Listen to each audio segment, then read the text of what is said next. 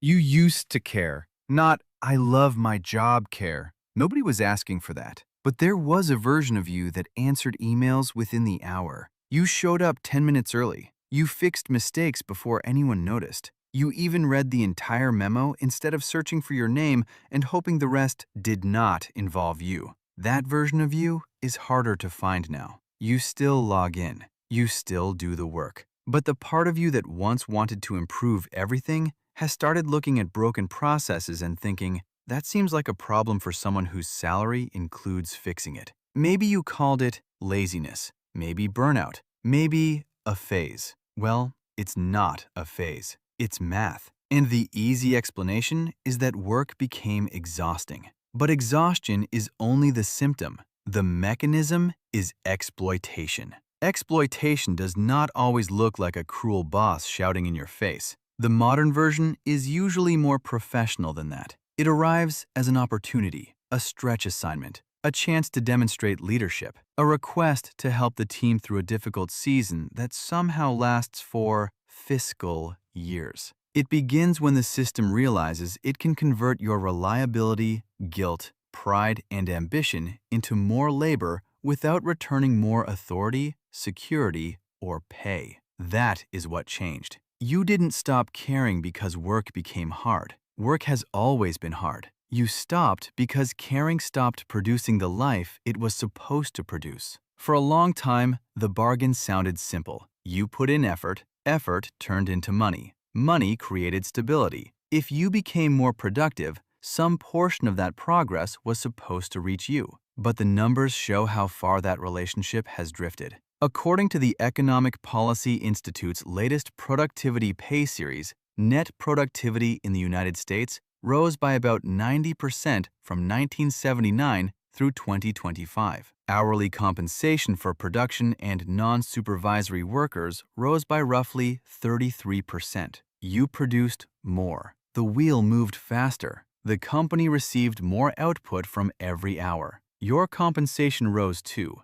but nowhere near as quickly. That gap did not vanish. It was distributed very differently across the economy. The AFL-CIO's 2025 Executive Pay Watch report found that the average CEO at an S&P 500 company received $18.9 million in 2024, about 285 times the pay of the company's median worker. Apparently, the gap had excellent upward mobility. This does not mean every dollar of productivity growth went directly into one executive's pocket. The economy is more complicated than one cartoon glove stealing your lunch money. But it does show why the old promise became difficult to believe. You were told that greater effort created greater reward. Then you watched output rise much faster than typical pay, while the rewards at the top became almost impossible to picture. And that is only the national version of the story. The part that changed your behavior happened much closer to your desk. At first, caring felt like an advantage. You spotted the error, so you stayed late and corrected it. A coworker left, so you covered the missing work until someone new could be hired.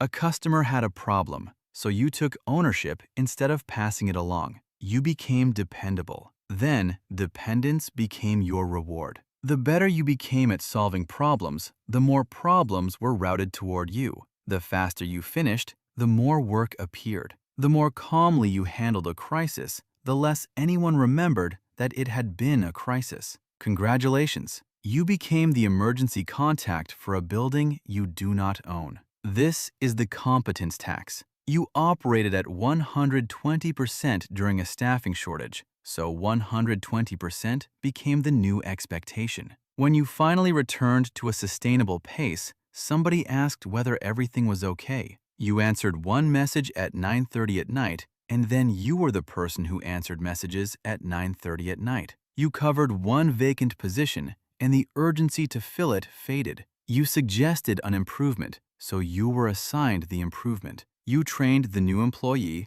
managed the project, calmed the client, and updated the spreadsheet. Then your annual review said your work was excellent, but budgets were tight. Budgets are often tight in the exact location where your raise would go.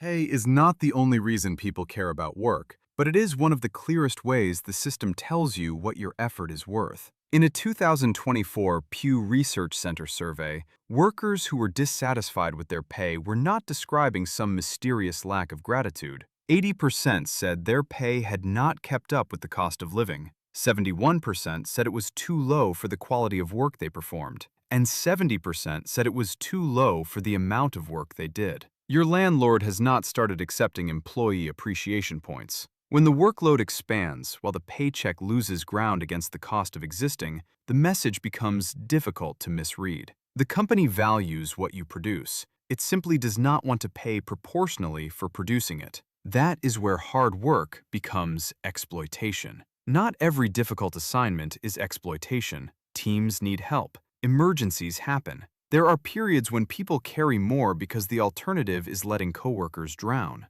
But the relationship becomes exploitative when what the organization takes can expand indefinitely while what you receive remains fixed. More duties, same title. More availability, same pay. More accountability, no authority. More output, less recovery. The deal only moves in one direction, and eventually, your brain notices. It learns that finishing early creates more work, while finishing on time creates no penalty. It learns that the person who always says yes is not necessarily promoted. Sometimes that person is considered too useful to move. It learns that one mistake can matter more than 6 months of invisible rescue work. So you adapt. You stop volunteering for projects that come with no room, no resources, and no recognition. You let non-emergencies remain non-emergencies. You stop treating another department's understaffing as a personal moral test. That's not proof that your work ethic disappeared.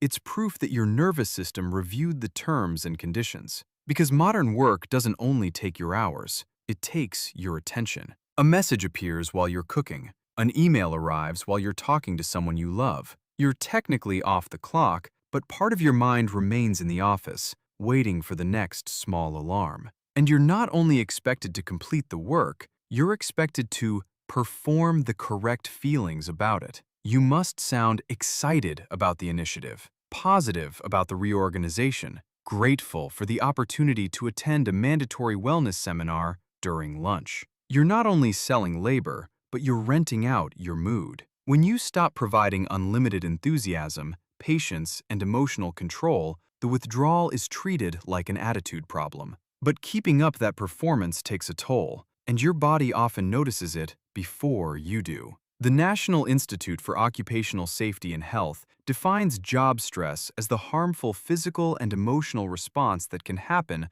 when job requirements do not match a worker's capabilities, resources, or needs. Notice that it includes resources. You may be perfectly capable of doing the work and still lack the staff, authority, training, time, or recovery required to do it without harming yourself. When every task is urgent and nothing is removed, you don't have a time management problem. The organization has transferred its planning failure into your nervous system. Everything can't be priority one. That is not a priority system. That is a panic attack with a shared calendar. Gallup found that only 31% of U.S. employees were engaged at work in 2025. Globally, the figure was 20%. That doesn't mean everyone else is doing nothing. It means real involvement and enthusiasm have become minority experiences. Millions of people are still showing up, completing tasks, serving customers, hitting deadlines,